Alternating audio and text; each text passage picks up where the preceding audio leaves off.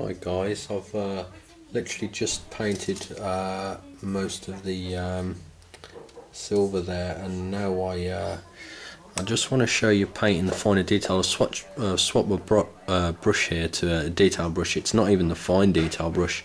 I just want to show you why. Although it's good to have the fine detail brush, you can still get control over a brush that's slightly bigger in size. So let's try and get that into shot. How are we doing?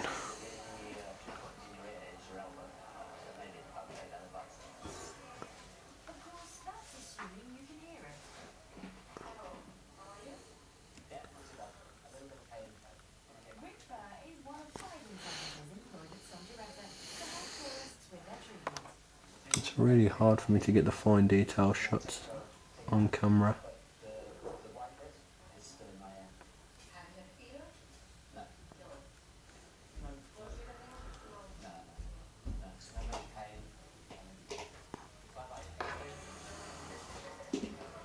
See how I'm changing the angle of my brush round?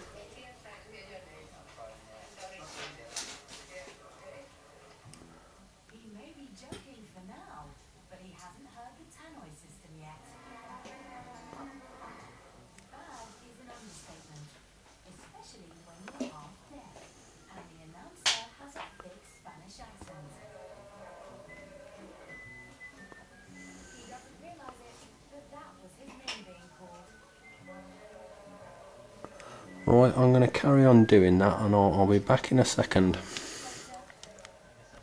Okay, backing in guys. It's not perfect, the Aquila there, because I did most of it under the camera and I was rushing it again. But you can see that you basically want to leave a bit of shadow there. And the other way around it is just paint the whole Aquila there, and then go over it with a Bada black, but we're not going to do that. I've left the exhaust on the helmet there. I'm going to paint those silver, and then we're literally going to Bada black wash all of the silver apart from that Aquila there, I think. And right, so I'm going to go ahead and do that, and like I say, just washing all of the metal areas that we've painted, including the backs of the legs there. So I'm going to go and do that now. Alright, so all the metal areas have been washed with Bada black, and you can start to see it taking shape there. What I'm going to do now is paint the gold areas, and I'll be back with the paints for that. Okay, although I love the Vallejo Model Air Metallics, the gold in the range is probably the weakest in colour. What I mean by that is when you actually paint it on, it's a very, very light colour gold. It's almost like a silvery gold. The way I combat that is I do a 50-50 mix of charred brown. I think the equivalent GW is called scorched brown, but don't quote me on that. There is colour charts online, so if you need to look it up, check that out. And then the Model Air gold, and yeah, so that's a 50-50 mix, and obviously you need to water it down. So I'm going to go ahead and do that, and all the areas that I want gold, the edge of the shoulder pads there, some of the iconography on his shin there. So I'm going to go ahead and mix that up, and we'll get back. Right, so I have the colour mixed. Let's get it all to focus in. And as you can see, I'm just literally going ahead and painting the base colour, which is the 50-50 mix, so 1 drop of Model Air gold to 1 drop of game colour charred brown, and it's going to give us this nice colour here. I'm going to go ahead and paint all the areas that need to be gold with this mix. Again, the paint's very thin. I don't know whether the camera's picking it up, but it's very thin. Got quite a lot loaded on my brush there. I've rushed this to press play, so it's not the ideal amount of paint I want on there. So anyway, I'm going to cut this and go ahead and paint all the gold areas like that skull on the backpack there, and I'll be back in a minute. Okay, with all the gold now base coated, it's literally a case of going over all the gold with pure model air gold. When I do this, it'll be just like when I started originally. It'll be leaving the previous colour in all the recesses, so in the sockets of the eyes of the skull there, I'll leave the original colour, and when I start painting the Achilles symbol there, I'll just be hitting the very tops of the feather. This will be very, very awkward for the beginner painter, especially being that there's a gun there. So even for me, I've been painting these for a while now, that they're not going to come out perfect. But these are your troops. You know, you don't need to paint these up to a absolutely amazing quality. As long as from eye length away they're going to look quite neat, you're okay. As you can see, I've put no hard edge highlights on this guy yet, and from sort of far away, I'm fingering sort of to get an idea of what it's going to look like. It's not looking too bad. Okay, right, I'm going to go ahead and do that, and I'll show you the finished result. So now we're just literally using pure model air gold, or your equivalent gold. All the gold has been completed, and as you should be able to see on the camera, it's fairly reflective. So with that done, the next series of details to be painted would be the hard edge lights, painting the purity seals, painting the strap, some battle damage, and decal. Okay guys, off camera I've base coated the purity seal in snake bite leather, the top of the purity seal in white, skull white, and the little crack grenade there, or frag grenade, in white as well, because that's going to be green. I've also took the liberty of gloss varnishing the shoulder pad and this shin area, because I'm going to put some decals on there.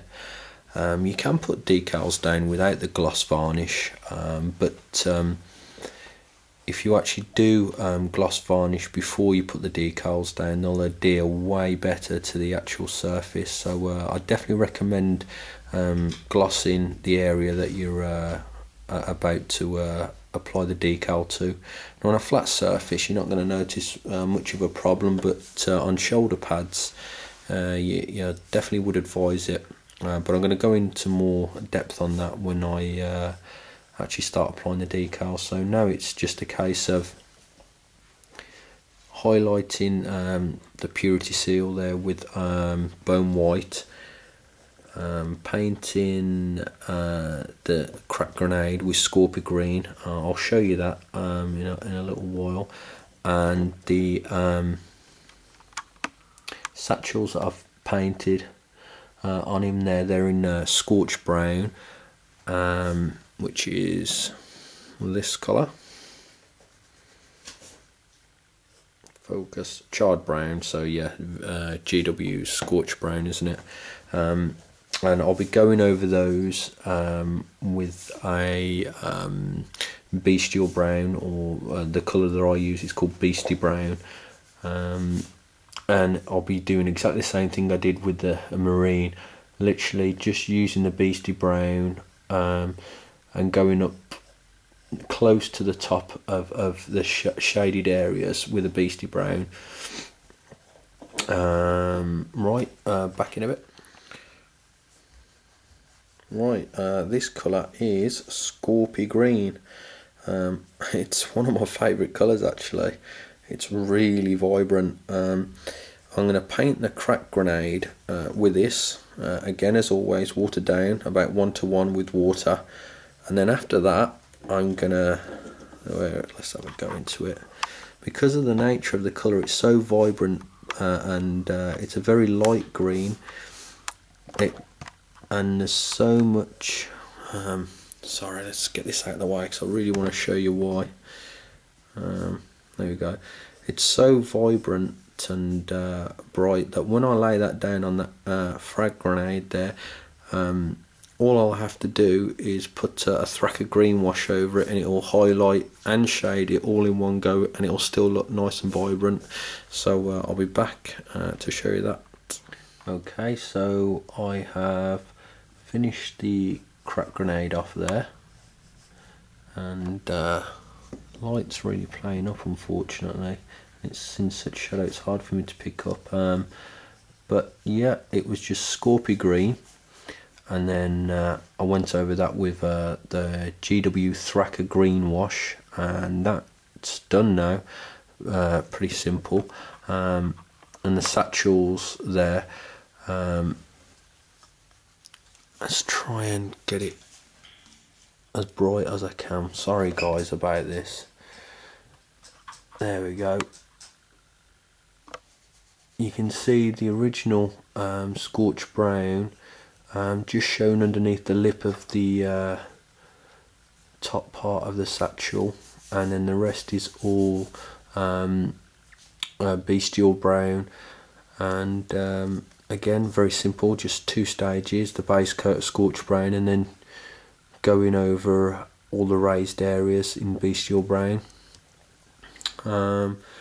I'm going to do the same on the strap. We're just at the base coat stage at the moment of this scorch brown, but I'll be hitting the whole area with bestial brown, but just leaving a tiny little area underneath each of those metal links, so it shows a bit of shading to make the thing stand out a bit more, the strap. Okay, so I'm going to go do that, and also paint the purity seal. I'm going to use, I'm not sure what red I'm going to use actually, bear with me and I'll find out.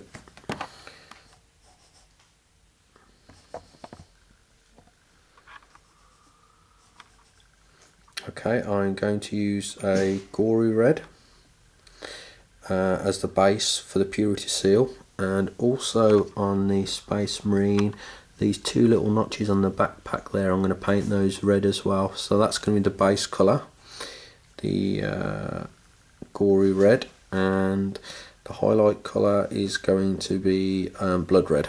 Okay, I'm going to go ahead and do all that and I'll be back in a minute. Okay, I've base coated the purity seal. I've painted the little red, let's get the light down. Painted the little red dots in there as well, and finished off the strap to the bolter gun there. It's just drying, so it still looks a bit shiny. What I'm going to do now on camera is, this is if you want to paint purity seal really quick, let's try and get it to focus. Sorry. There's so many things on the table, the camera doesn't know what to focus on. It's not the camera's fault, it's mine.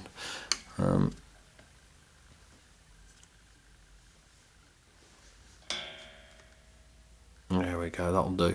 I'm just going to use Gryphone Sepia, and it's a brilliant finish to a purity seal, so I'm just going to slap that on there. Check it down the side, sorry guys.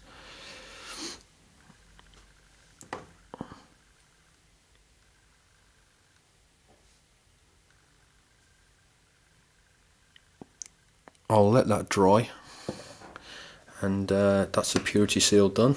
That was very simple. purity seal in 3 easy stages. Base coat of snakebite leather, followed by bone white, leaving the snakebite leather just in the recesses, and then a Gryphone sepia wash. That's your purity seal done. I'm going to put some script work on that with a micron pen, but I'll do that in a bit. The next stage is finishing off the purity seal, and possibly putting some edge highlights on the